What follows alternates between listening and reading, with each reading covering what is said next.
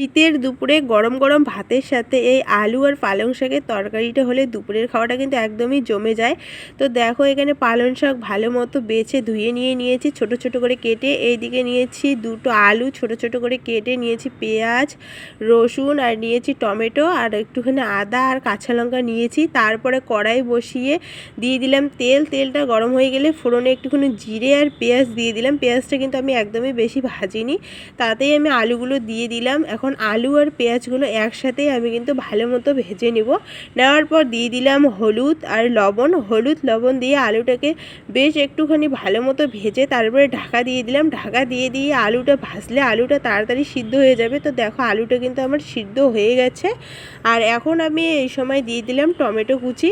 Tomato কুচি দিয়ে আরও একটুখানি আলুটা বেশ ভালো মতো ভেজে নিব। তো দেখো এখন আমি কিন্তু আলুটা ভেজে নিচ্ছি আর টমেটোটাও কিন্তু আমার ভাজা হয়ে গেছে।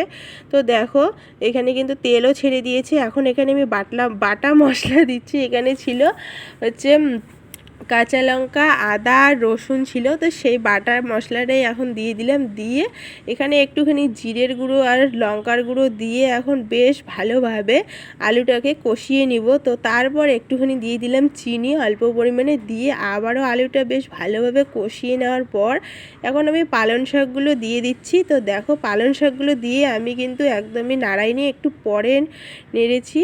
তো দেখো এখন আলু আর পালং শাকটাও কিন্তু আমার ভাজা প্রায় হয়ে গেছে। যখন হচ্ছে সবজির সাথে তেলটা ছেড়ে দিবে তখনই বোঝা যাবে যে হ্যাঁ একদম ভাজা হয়ে গেছে। তারপর আমি দিয়ে দিলাম অল্প পরিমাণে জল। যেহেতু আমি এই তরকারিটা একটু মাখা মাখা করব, একদমই ঝোল করব না, তার জন্য অল্প পরিমাণে জল দিয়েছি। জলটা ফুটে গেছে।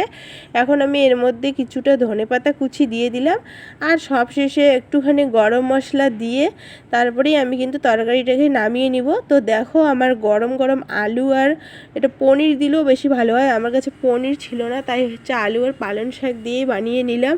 দুর্দান্ত স্বাদের একটা রেসিপি, তোমরা চাইলে কিন্তু ট্রাই করতে পারো।